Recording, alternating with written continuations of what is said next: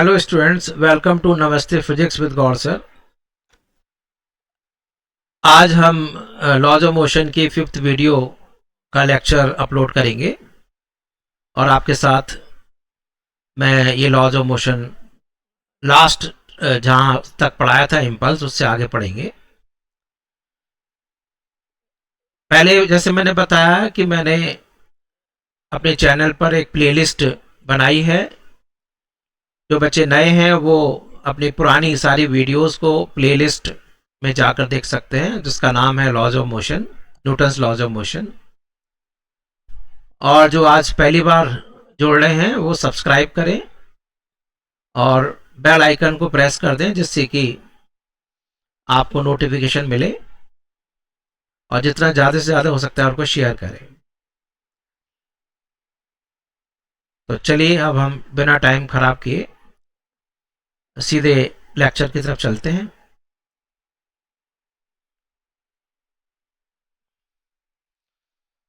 देखिए, last time मैंने आपको कहा था कि मैंने एक क्वेश्चन, बड़ा रिप्रेजेंटेटिव क्वेश्चन कराया है। ये डिफरेंट चैप्टर्स में आएगा। मैंने दोबारा बता दूं, acceleration time graph, velocity time graph, force time graph, और नेक्स्ट चैप्टर में वर्क पावर एनर्जी के अंदर फोर्स एंड डिस्प्लेसमेंट ग्राफ। सब में इसी टाइप के क्वेश्चंस होंगे। एरिया निकालना होगा, जितना पॉजिटिव एरिया उतना नेगेटिव एरिया है। ठीक है, इंपल्स मैंने काफी डिटेल में आपको करा दिया है। चलते हैं बच्चे अब नेक्स्ट टॉपिक की तरफ। इसको डिवाइड कर देता हूं जिससे कंसाइज हो जाए आपका। अब हम करते हैं बच्चे कंजर्वेशन ऑफ, इस पे बहुत सारे क्वेश्चंस होते हैं। Conservation of linear momentum.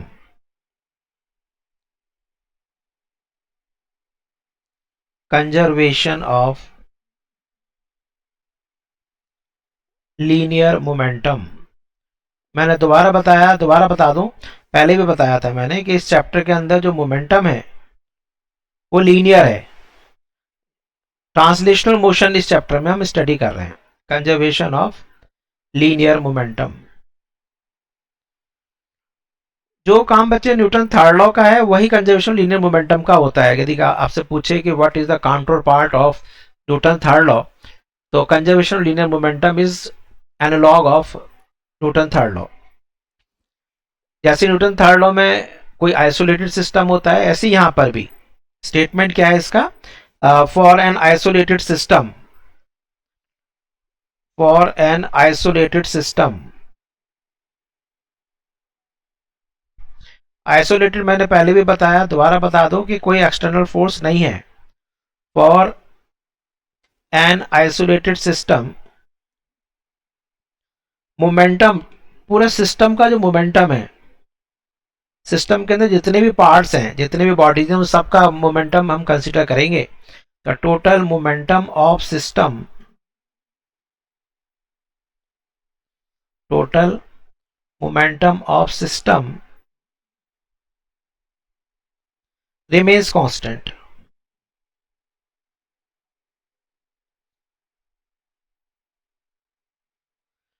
बच्चे वीडियो में मैं थोड़ा डेरिवेशन भी आपको सबको करा रहा हूं, क्योंकि बच्चे 12th में आपका डेरिवेशन 11th के फाइनल एग्जाम में डेरिवेशन आता है, और फिजिक्स में थोड़ा डेरिवेशन किया करो, बिकॉज न्यूमेरिकल्स भी वैसे होते हैं हमारे फिजिक्स में कि थोड़ा डेरिवेशन करना आना चाहिए। तो कुछ बच्चे स्कूल का एग्जाम दे रहे हैं, सीबीएसई के या स्टेट बोर्ड्स के, तो उनके लिए भी बहुत हेल्पफुल रहेगा। और नीट के बच्चों के लिए तो है ही, जेई के बच्चे भी कर सकते हैं। तो कंसेप्ट तो मुझे सारा देना ही है। तो for an isolated system, for an isolated system the total momentum of system remains constant. ठीक है, मतलब क्या हुआ, यदि एक्सटर्नल फोर्स जीरो है,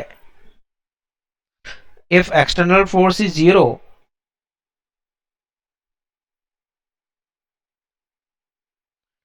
तो जीरो वेक्टर, तो बच्चे momentum of the system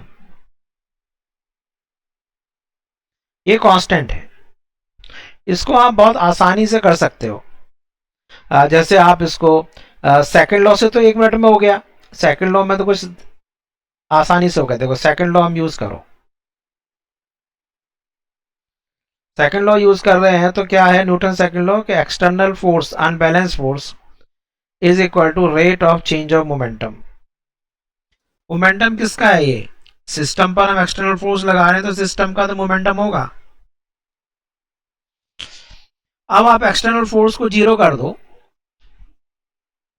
if external force is zero, if external force जो आपने लगाया है दिस बिकम जीरो, तो मुझे बताओ कि zero vector is equal to differentiation d by d t of momentum. ये मोमेंटम किसका है? सिस्टम का मोमेंटम है।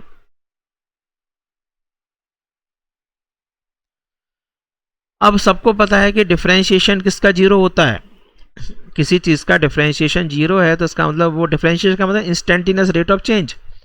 तो जब कोई बॉडी चेंज ही नहीं हो रही होगी तभी तो उसका डिफरेंशिएशन क्या, instantaneous rate of change zero होगा।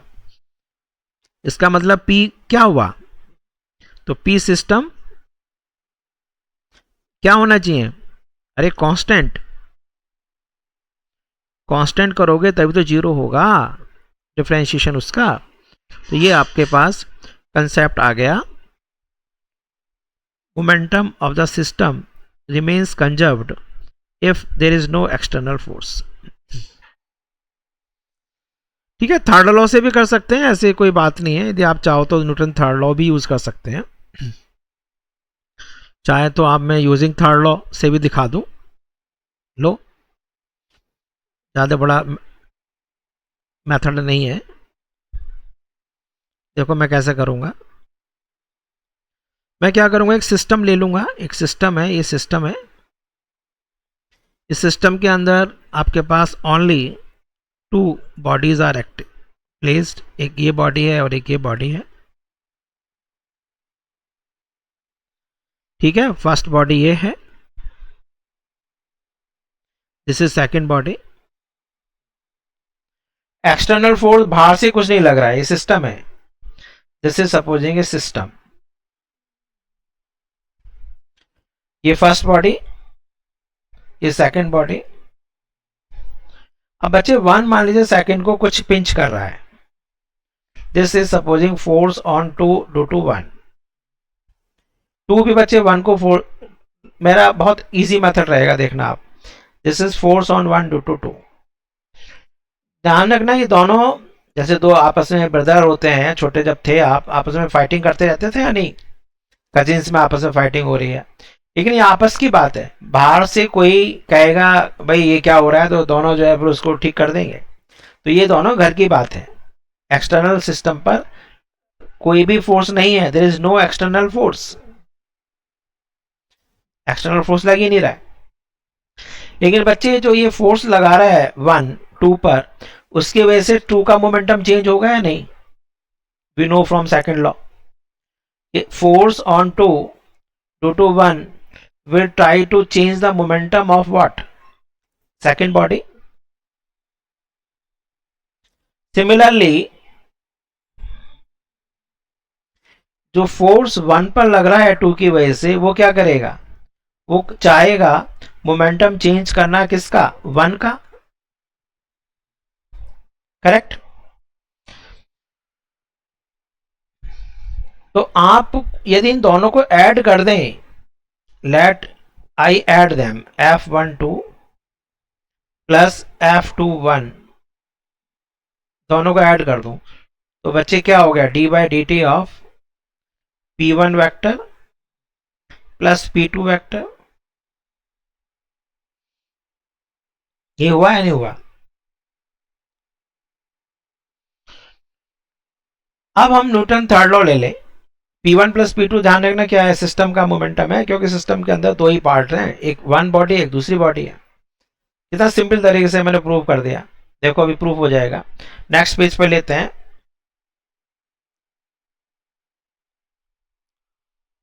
Next page,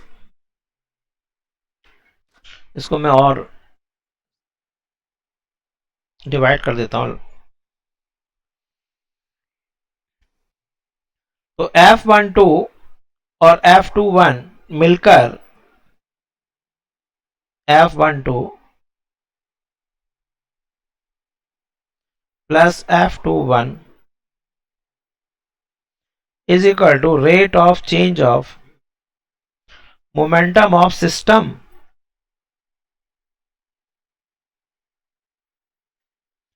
because system comprises of one body and second body, तो वन का मोमेंटम प्लस सेकंड का मोमेंटम दोनों का मिलकर सिस्टम के मोमेंटम को बता रहा है। अब बच्चे हमें यूज करना है थर्ड लॉ।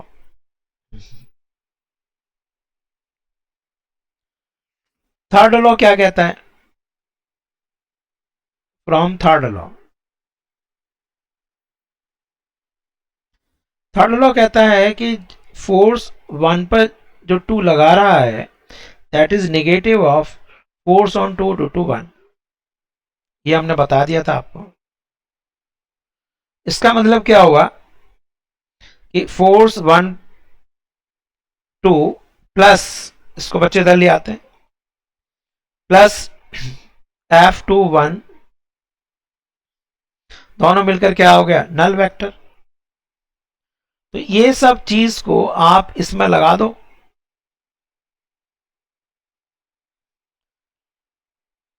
इस चीज को आप यहां पर लगा के देखो ना, इधर क्या हो गया फिर? तो zero vector is equal to rate of change of momentum of the system.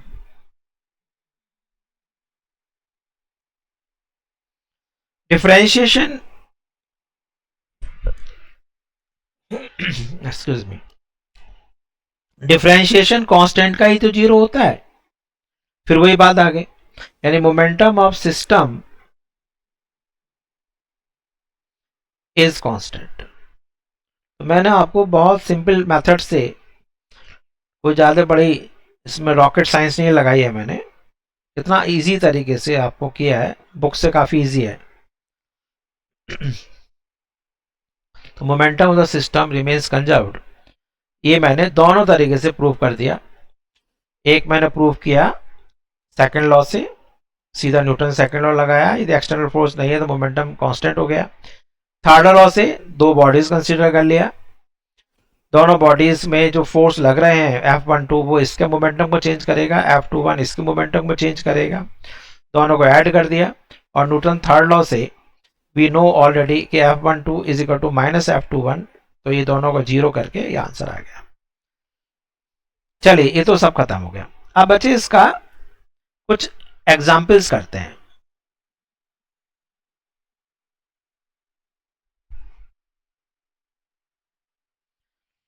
बहुत जगह आपको, जहां भी बच्चे ध्यान रखना डिस्ट्रक्शन हो रहा है, मैंने देखा कहीं टक्कर लग रही है, कहीं कॉलिजन हो रहा है, तो मोमेंटम कंजर्वेशन होता है। ध्यान रखना, बहुत सिंपल थंब रूल ये है कि जब भी कॉलिजन हो रहा है, डिस्ट्रक्शन कोई हो रहा है, और मोशन से पहले कुछ भी हो, मोशन के बाद यदि बॉडी स्ट्रेट लाइन में रहती है मोशन में, तो मोमेंटम लीनियर मोमेंटम रहता है।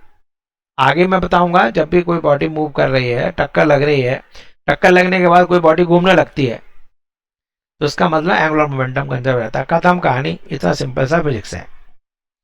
चलिए आगे चलते हैं। इसमें पहला हेडिंग डाल लेते हैं। फर्स्ट हेडिंग लेते हैं बच्चे, रिकॉइल ऑफ गन।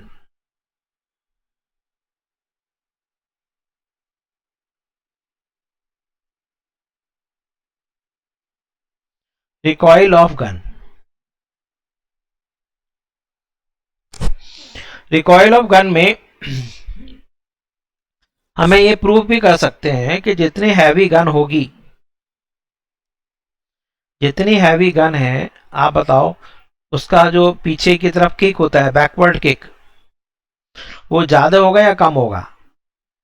सोचो, हैवियर द गन, लेसर या greater? Lesser, lesser will be its backward kick. lesser will be its backward kick. Recoil of gun हम कर रहे हैं जितना, ठीक है। ये देखो जरा, जिसको नहीं दिख रहा है मैंने इधर दिखा दिया। चलिए ठीक है।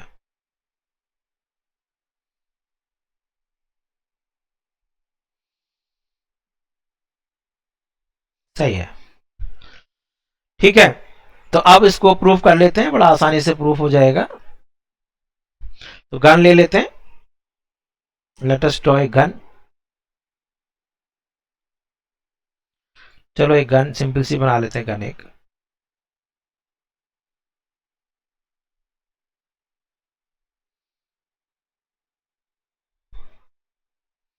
ये मैंने गन बना दिया।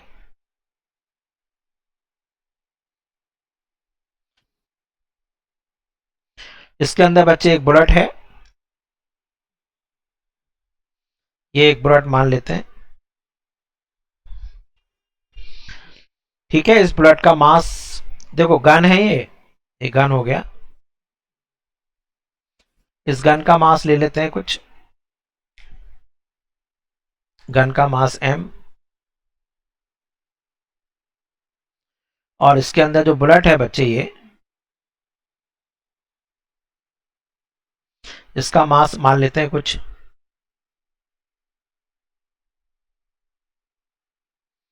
इसका मास m मान लेते हैं। अभी पूरा सिस्टम बच्चे रेस्ट में है। ये हमने जब बुलेट फायर करने से पहले, ठीक है, बिफोर फायरिंग ए बुलेट।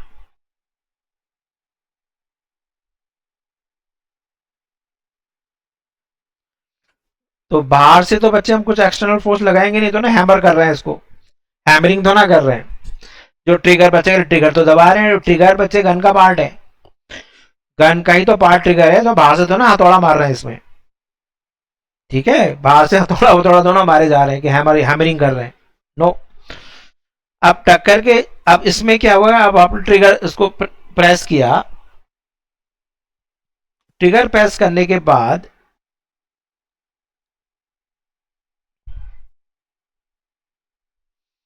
ये ट्रिगर प्रेस हो गया,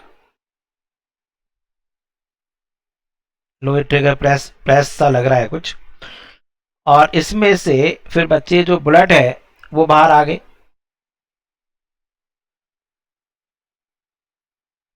ये जो बुलेट है आपके पास, ये बच्चे बाहर आई। ये थोड़ा सा रेड कलर के दिखा दे, गर्म हो गई होगी अंदर ग्रीन है, कूल है, और ये थोड़ा गर्म होकर बाहर आ रही है, ठीक है। तो इसका मास मान लेते हैं बुलेट का m, दे रखा था। ये सपोजिंग ये v स्पीड से बच्चे बाहर आ रही है, ये गन का मास m है, इसका मास स्मॉल m है। सपोजिंग इसके अंदर बच्चे v वेक्टर बड़ा v, ये स्मॉल v है। v कैपिटल V क्या है आपके पास, गन का गन की वेलोसिटी। तो after bullet is fired, after bullet is fired,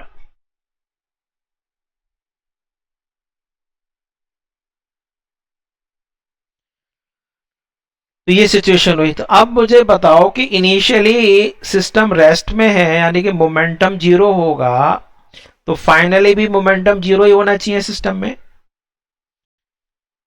ठीक है नहीं। तो हमें ये प्रूव करना है कि जो इसकी वेलोसिटी आएगी बच्चे, ये बैकवर्ड पीछे आएगी, जो इसकी जो वेलोसिटी आने वाली है ये बैकवर्ड आएगी। तो देखते हैं, बहुत आसानी से प्रूव कर लेते हैं। नेक्स्ट पे चलते हैं, चलिए।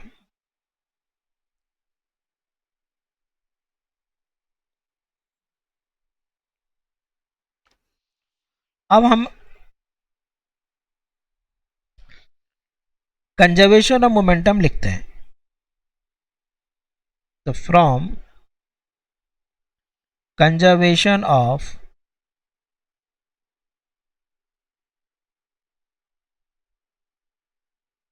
लीनियर मोमेंटम,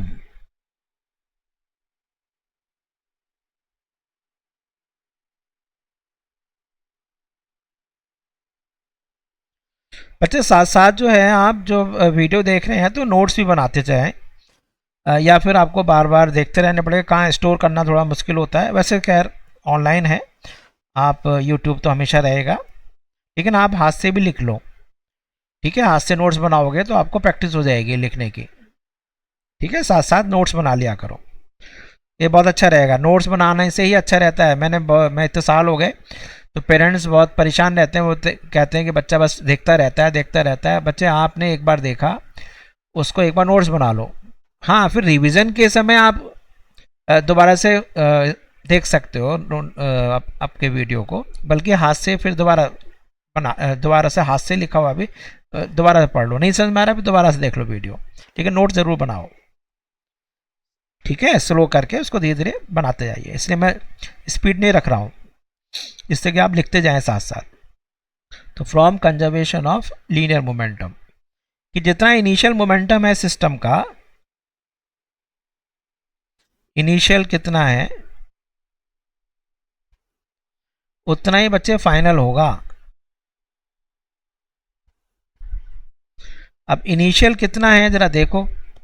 इनिशियल बच्चे किस में है, बुलेट के अंदर और गन के अंदर, दोनों तो रेस्ट में थे, तो जीरो लिख दूं। Is equal to momentum bullet में आया कुछ, प्लस कुछ मोमेंटम गन में आया। बुलेट में कितना आया, M into V vector, vector है बच्चे momentum, plus capital M into V vector, तो दिस इज नल वैक्टर। तो इससे आपको समझ में आ रहा है क्या हो रहा है। तो M into V vector is equal to minus small M into V vector. तो देखो बच्चे क्या आ गया, तो capital V vector is equal to minus के small V vector upon capital M.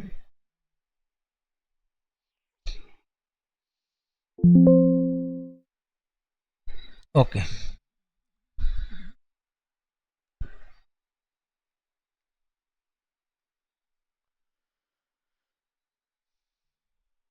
Correct. तो capital V vector is equal to minus. अब देखो बच्चे, हम यदि मैग्नीट्यूड निकालें ओनली, तो ये हो गया small M V upon capital M. इससे पहले आपको क्या दिख रहा है, minus.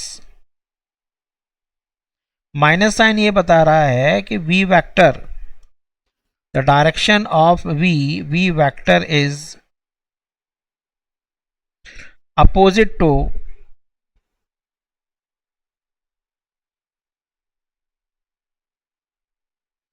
We vector is opposite to small V vector. Small V vector है gun, sorry small V vector है बुलेट की, और कैपिटल वी वैक्टर है गन। तो गन जो है वो रिकॉइल कर रही है, यानी जिधर बुलेट आपने प्रोजेक्ट की है उसके अपोजिट डायरेक्शन में गन जा रही है। और यहाँ इससे क्या समझ में आ रहा है, इससे समझ में आ रहा है कि जो वेलोसिटी ऑफ द गन है is inversely proportional to mass of the gun. Gun के मास के इनवर्स रेशियो में आ रहा है।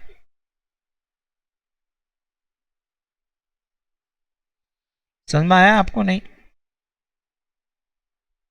इनवर्स रेशियो में, यानी जितना हैवी ये होगा मास गन का, उतना लेस बैकवर्ड किक होगी। तो ध्यान रखना है, हमेशा पिस्टल जो है हल्की होती है, तो पिस्टल से जो एम लगाना बड़ा मुश्किल है। इसमें गोल्ड जो पिस्टल से ले रहा है, तो we must salute that athlete, ठीक है।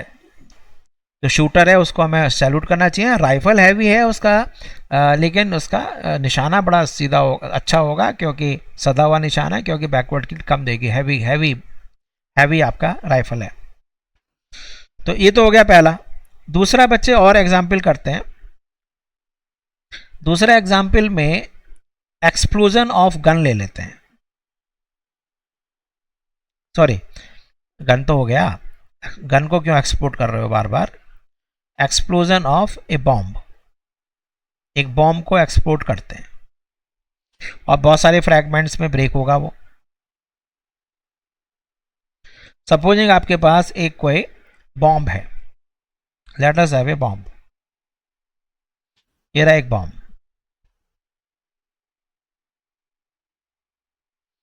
लो ये बच्चे एक बॉम्ब हो गया। बॉम्ब का मैंने पहले से समझ रखा है कि बच्चे एक पार्ट ये है बॉम्ब का, एक पार्ट बॉम्ब का ये है, और एक पार्ट बॉम्ब का ये है। इस तरह से ये केक लग रहा है ओके, तो ये आपके पास फर्स्ट पार्ट है, ये वाला,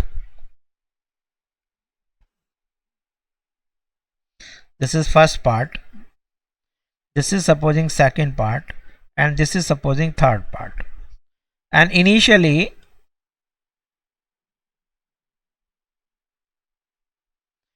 ये मैं सब एग्जाम्पल करा रहा हूँ numericals. Bomb is at rest, और फिर सडनली ये एक्सप्लोड कर जाता है,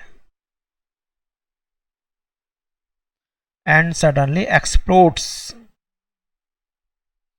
इन वेरियस, यहां पर मैंने 3 ले लिया है, इन 3 फ्रैगमेंट्स।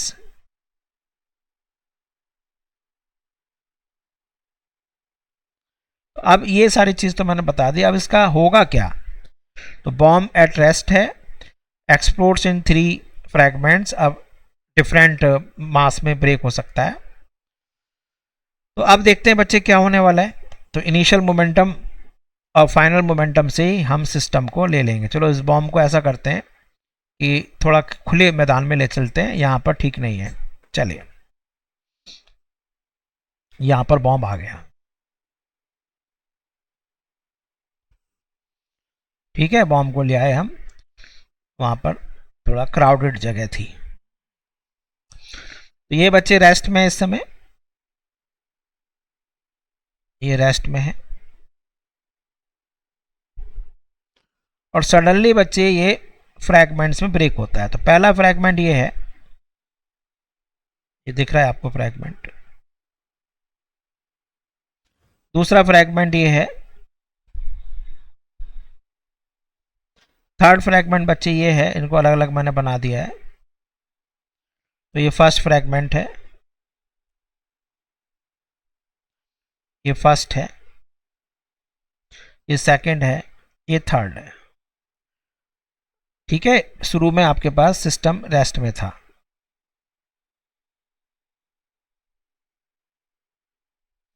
तो इनिशियल मोमेंटम बच्चे सिस्टम का कितना हो गया, मोमेंटम बोलो 0। फाइनली ये है is equal to final momentum of the system. अब इसमें बच्चे हो सकता है कि फर्स्ट पार्ट में मोमेंटम, इसको बच्चे इतने मेरे मेथड से करना बहुत आसान से हो जाएगा, बहुत सिंपल तरीके से कराऊंगा। देखो ये आपका हो गया फर्स्ट फ्रैगमेंट,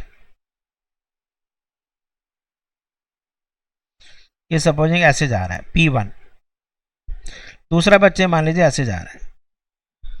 तो थर्ड को कैसे जाना है ये भी बता दूंगा, उसको वैसे जाना ही पड़ेगा। सपोजिंग ये है P1, P1 vector, this is P2 vector, and this is P3 vector. तो बच्चे फाइनली हमारे पास जो मोमेंटम आ रहे हैं वो 1 में भी आ रहे हैं, 2 में भी है, 2 सेकेंड फ्रैगमेंट में भी है, एंड थर्ड फ्रैगमेंट में भी है। तो ये सारा मिलकर क्या होना चाहिए 0। अब आपको motion in straight line, sorry motion in plane जिसको अच्छा सा आता है ना, वो बच्चे फिजिक्स को एकदम कर लेगा। Motion in plane, motion in plane के बारे में आप बताओ। कहीं आपने ऐसा पढ़ा है कि यदि आपके पास 3 वेक्टर्स हैं, उनका सबका वेक्टर सम 0 हो, 4 वेक्टर हो, उनका वेक्टर सम 0 हो, 5 हो, 6 हो, तो इसका मतलब क्या है, वो सारे वेक्टर्स, वो सारे वेक्टर्स कैसे होंगे, साइक्लिक होंगे या नहीं।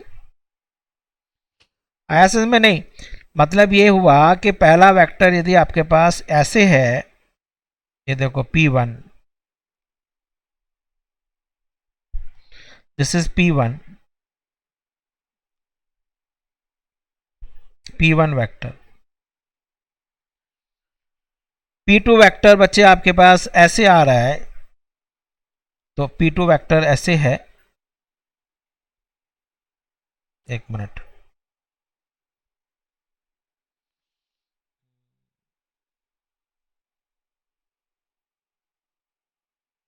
थोड़ा इधर ले लेता हूँ। P2 वेक्टर बच्चे ये रहा, तो P2 वेक्टर यहां ले लेते हैं।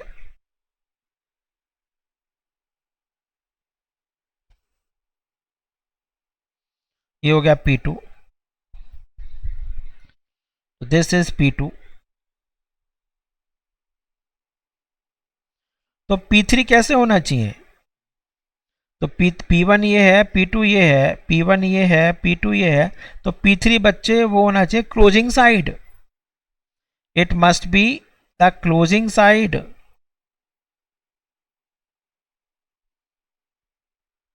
आ गया समझ में नहीं आपको? अब इससे क्वेश्चन करने कितने आसान होंगे आपको पता है? कि जब भी आपके पास ऐसा दिया हो कि दो फ्रैगमेंट्स परपेंडिकुलर हैं, यदि यहाँ पर ये परपेंडिकुलर होता फिर तो कितना आसान है, फिर तो राइट एंगल ट्राइंगल से सारे क्वेश्चन हो जाएंगे या नहीं? क्यों आई कैप जे कैप के कैप लगा रहे हो भैया, क्यों दिमाग लगा रहे हो इतना ज़्यादा? तो इसलिए मैंने कहा था फिर इसको हम बहुत आसानी से कर लेंगे, बहुत आसानी से मैं ये क्वेश्चन करा दूंगा। तो थर्ड वाला जो फ्रैगमेंट है वो क्लोजिंग साइड होगा, जिससे कि तीनों का वेक्टर सम 0 है। साइक्लिक, साइक्लिक बन गया या नहीं? ये बन गया, बोलो। तो this become cyclic, correct, cyclic बना दिया मैंने।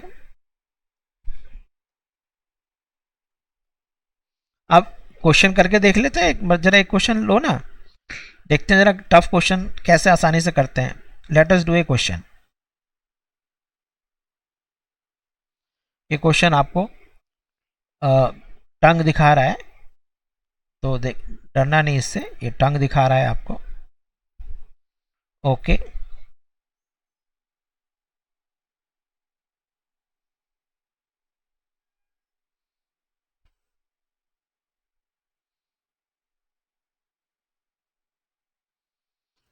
ओके,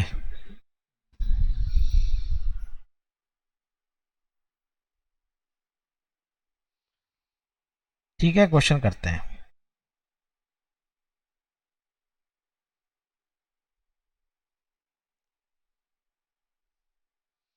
इस पर ज़्यादा ध्यान मत दो, ये तो मैं ऐसे डिजाइन दिखा रहा हूं आपको।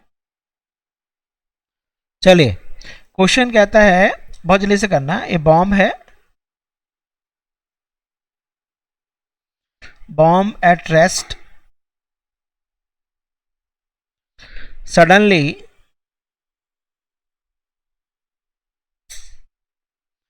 एक्सप्लोड कर रहा है, एक्सप्लोड इन 3 फ्रैगमेंट्स, ठीक है, इन मास रेशो। अब बच्चे आपको कंपटीशन में करने के लिए देखो मैं कैसे करूँगा। आप बच्चे एलजबरा मत यूज़ करो, आप सीधा अर्थमेटिक यूज़ करना, वैल्यू ले लेना सीधी। इन मास रेशो 1:1:3। जो पहले दो हैं, the first two, the lighter one, lighter ones fly off perpendicular to each other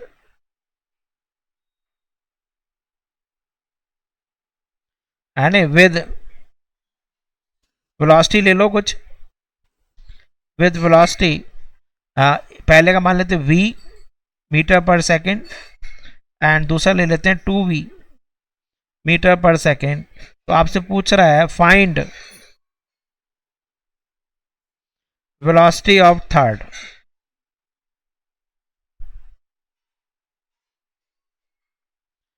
and direction भी पूछ सकता है उसका, एंड डायरेक्शन ऑफ मोशन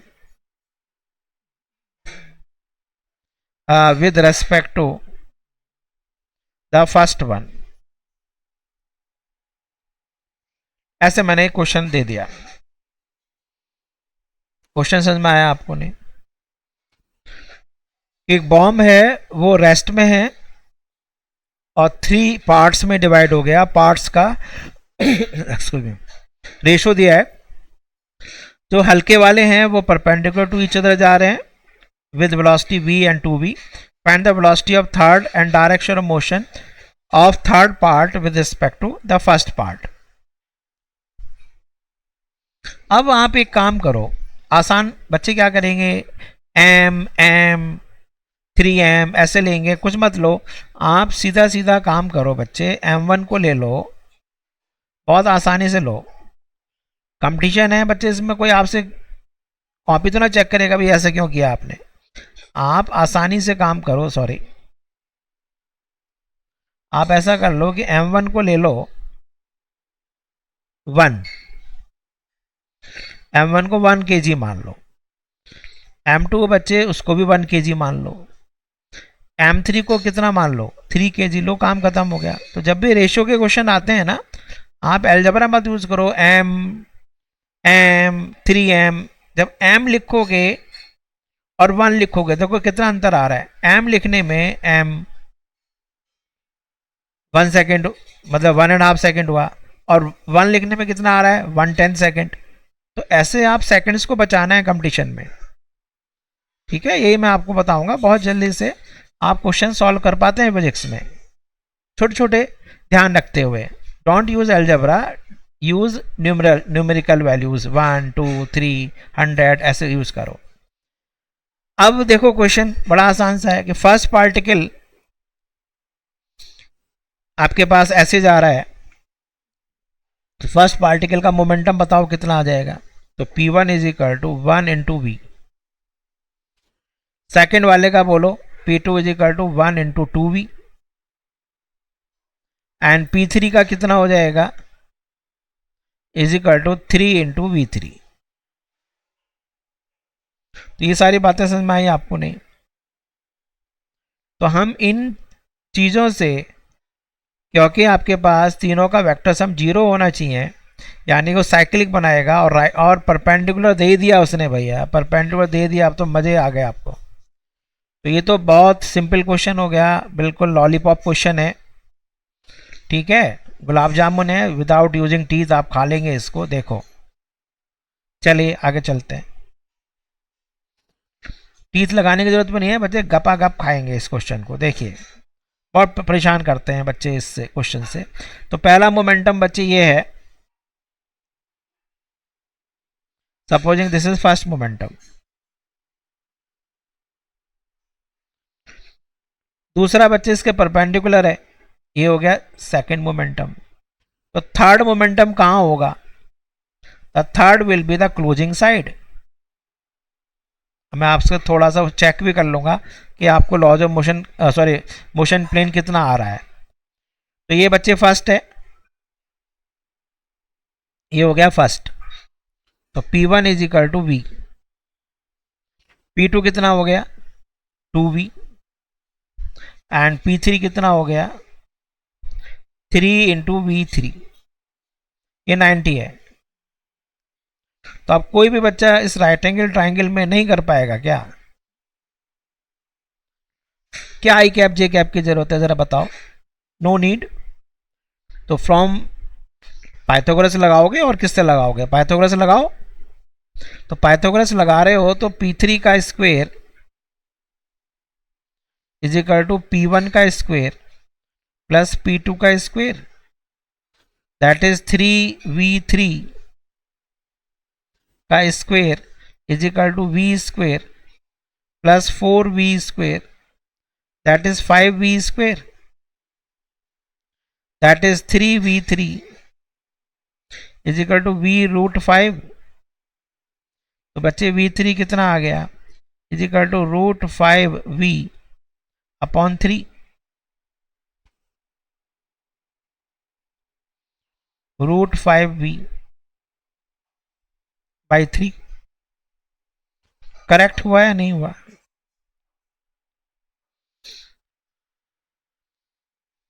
अब आपसे बस यहां थोड़ा सा गड़बड़ करते हैं बच्चे कि भाई थर्ड वाला ये है, फर्स्ट वाला ये है, तो इसके और इसके बीच में एंगल बच्चे ये सोचेगा, ये नहीं है।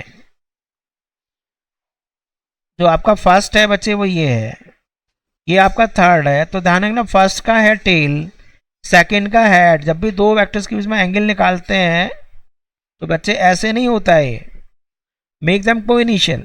तो इसको आपको क्या करना है, इसको आपको आगे प्रोड्यूस करना है। तो this is third one.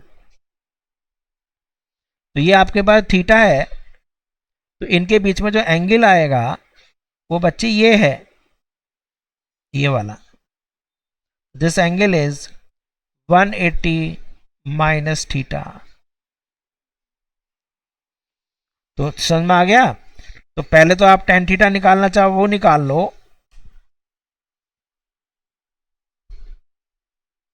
Ten theta is equal to 2v upon v, that is 2। तो थीटा कितना आ गया, तो theta is equal to tan inverse 2। तो डायरेक्शन क्या हो गई बच्चे बोलो। तो थर्ड फ्रैगमेंट, डायरेक्शन से तो बच्चे डरते हैं ना, घबराने की जरूरत ही नहीं है। द थर्ड फ्रैगमेंट फ्लाइज या मेक्स कितना angle, 180 degree minus theta. Theta को क्या लिखते हैं, लिखने का तरीका आता है, ten inverse 2। Theta is ten, theta जब 2 है तो थीटा टेन इनवर्स लिखते हैं नहीं, तो 180 degree minus ten inverse 2। Third fragment makes इतने विद फर्स्ट फ्रैगमेंट। आगे बच्चे क्वेश्चन करने या नहीं कंजर्वेशन मोमेंटम के।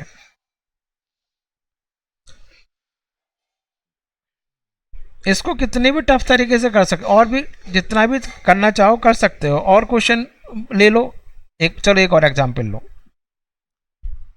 आपको मैं फिर बता रहा हूँ कि प्रीवियस टॉपिक्स आने चाहिए। मोशन इन प्लेन आए, जैसे इसी क्वेश्चन में कि सपोजिंग कि बॉम्ब होता,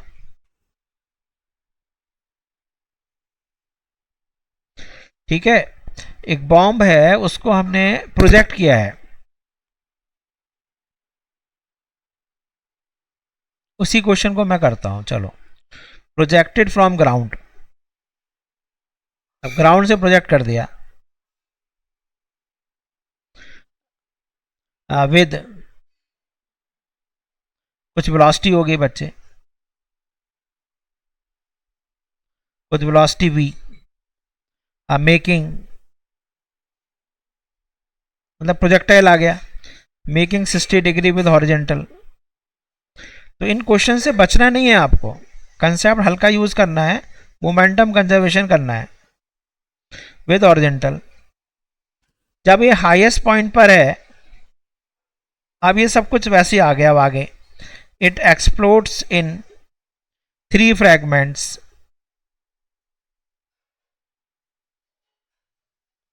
in 3 fragments in ratio, in mass ratio 1:1:2 at highest point। आया समझ में नहीं, तो हाईएस्ट पॉइंट है जहां पर, वहां पर ये 3 पार्ट्स में टूट जाता है। ठीक है, क्वेश्चन में लिख भी रहा हूं साथ साथ। हर टॉपिक के साथ एक रिप्रेजेंटेटिव क्वेश्चन कराता हूं, जिससे कि सीमेंटेड हो जाएगा कंसेप्ट। फिजिक्स विदाउट एप्लीकेशन नहीं सीमेंटेड होती है, कंसेप्ट को लगाना तो पड़ेगा। तो जो मैं आपको कराता जा रहा हूँ क्वेश्चन वो करते जाओ, बहुत सिंपल सिंपल क्वेश्चन है लेकिन रिप्रेजेंटेटिव क्वेश्चन है। चलिए आगे चलते हैं। अब आपसे थोड़ा भी क्वेश्चन को और कंप्लीट करते हैं। तो 3 पार्ट्स में तो टूट गया, 1:1:2। तो हो सकता है कि एक जो पार्ट है, जो फर्स्ट पार्ट है, अब मैं ऐसे मानता हूं लो, फर्स्ट पार्ट, जो फर्स्ट पार्ट है, कुछ भी हो सकता है क्वेश्चन। देखो, जो फर्स्ट पार्ट है वो वापस ऐसा हो सकता है फुस निकल जाए। ठीक है, फर्स्ट पार्ट आपके पास कम्स टू रेस्ट, माना ऐसे हो गया। एंड सेकेंड पार्ट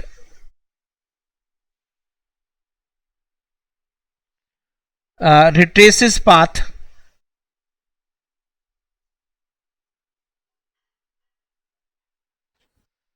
सेकंड जो है वो retraces path, वापस लौट कर आ जाता है। इसका मतलब जैसे जिस स्पीड से जा रहा होगा उसी स्पीड से वापस आ जाएगा, जिस स्पीड से वहां पहुंचा है।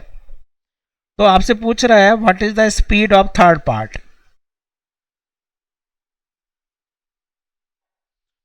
तो आसानी से आप करके देखो, नहीं बहुत परेशान हो रहे हो तो फिर आई कैप जे कैप से कर लेना। देखो डायग्राम बना के देखते हैं पहले। तो ये है आपके पास, मान लीजिए ग्राउंड, ये ग्राउंड हो गया। यहां से हमने बॉम्ब को फेंका, ये रहा बॉम्ब, ये बॉम्ब को हमने प्रोजेक्ट किया। एंगल बच्चे ये 60 डिग्री है, ये ऐसे चला, हाईएस्ट पॉइंट पर पहुंच गया।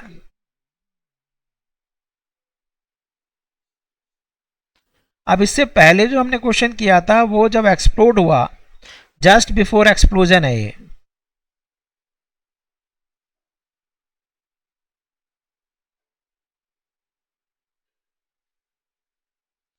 इसकी स्पीड v है, तो बच्चे इसकी स्पीड हाईएस्ट पॉइंट पर हॉरिजॉन्टल कंपोनेंट बचेगा या नहीं, बोलो। इसका हॉरिजॉन्टल कंपोनेंट कितना है, ये एक्स एक्सिस है, ये बच्चे वाई एक्सिस है। तो इसका हॉरिजॉन्टल कंपोनेंट बताएं बच्चे, वी एक्स कितना होगा, v cos 60, that is v by 2। तो यहां पर इसकी स्पीड v बाई 2 है।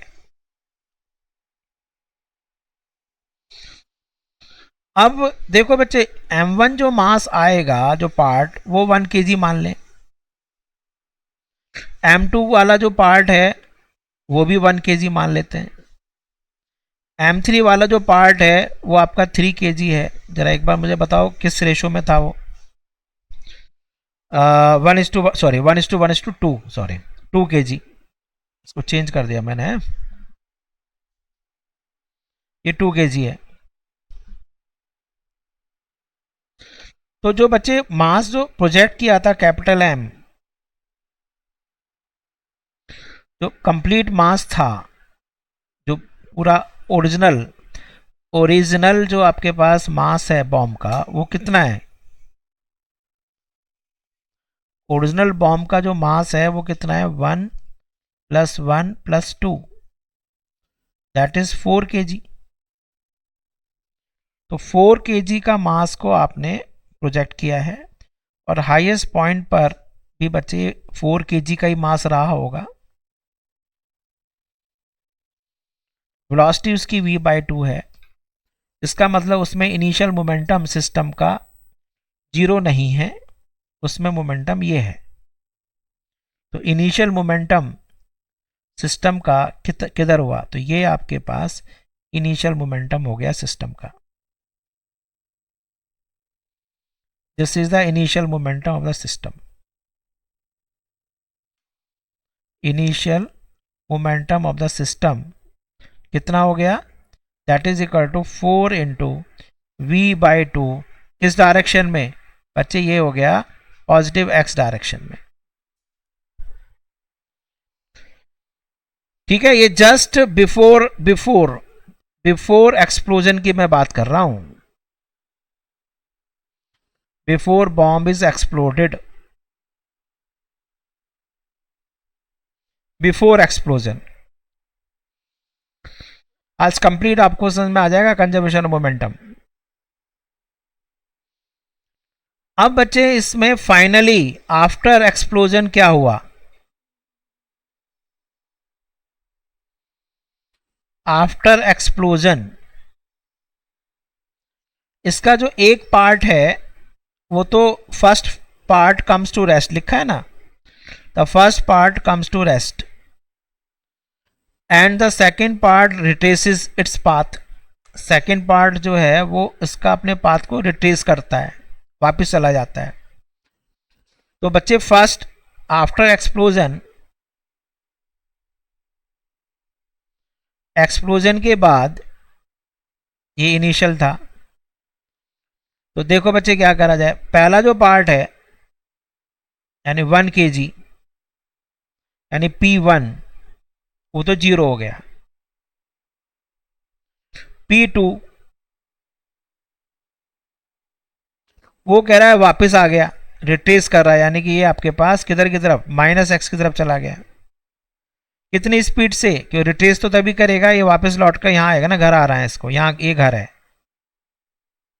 जहाँ से प्रोजेक्ट किया था आपने, जहाँ से आपने प्रोजेक्ट किया था यही तो है, ये था इसका घर, ग्राउंड ये रहा।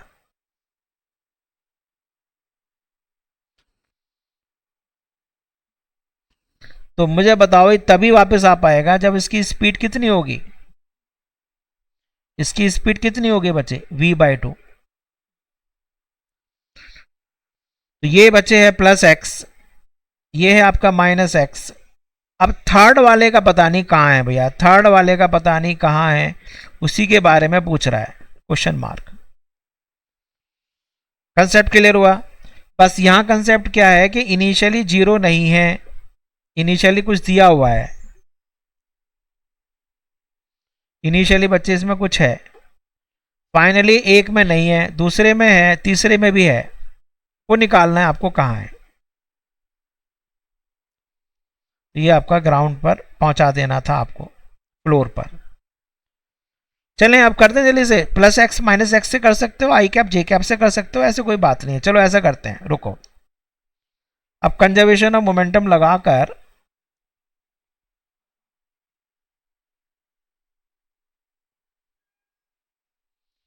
तो इनिशियल मोमेंटम कितना है वो देख लो,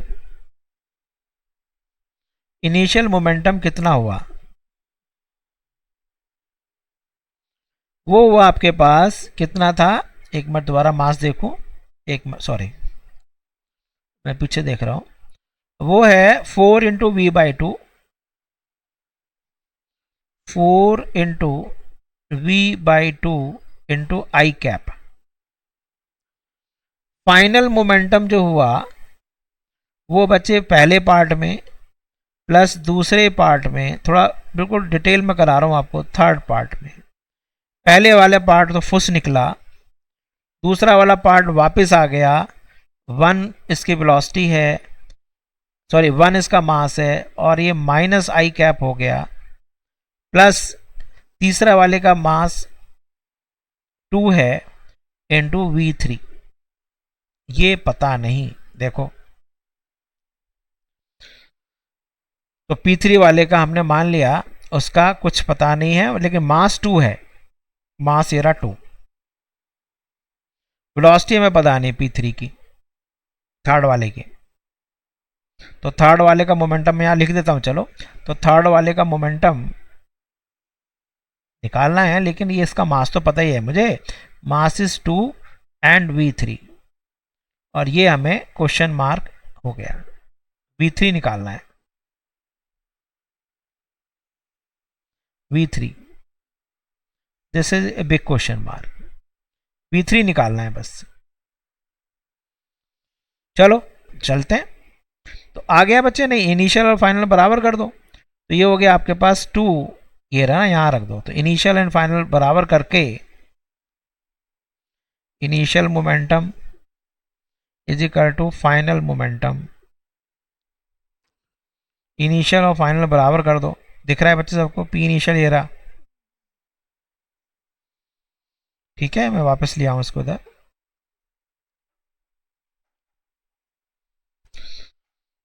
तो दिस इज फाइनल। तो 0 नहीं है वहां पर, बस 0 नहीं है, दिस इज इक्वल टू 4 ×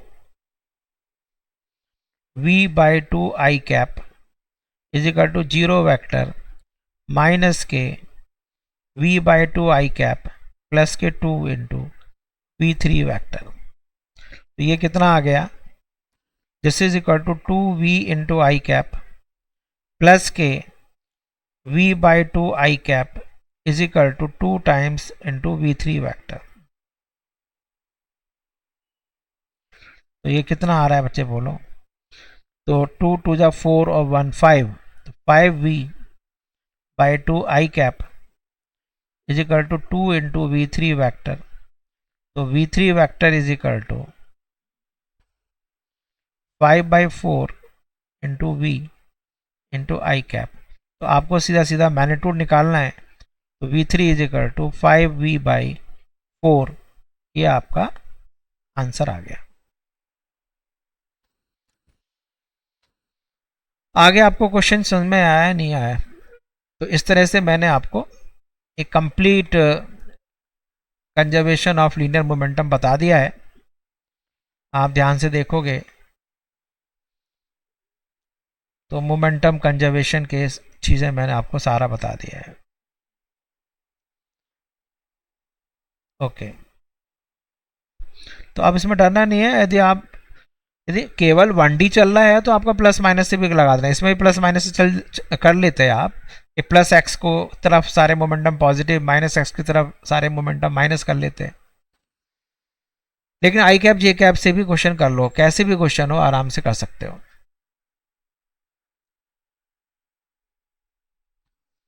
ठीक है बच्चे, अभी मैं इस वीडियो को यहीं फिनिश करता हूँ। नेक्स्ट वीडियो में हम न्यूटन सेकंड लॉ और लिफ्ट के क्वेश्चंस, पुलीज एटसेट्रा, वो सारे हम करेंगे। तो अभी जल्दी से रिवाइज कर लो इसको, तो फिर मैं इसके बाद कराऊंगा आपको इससे आगे।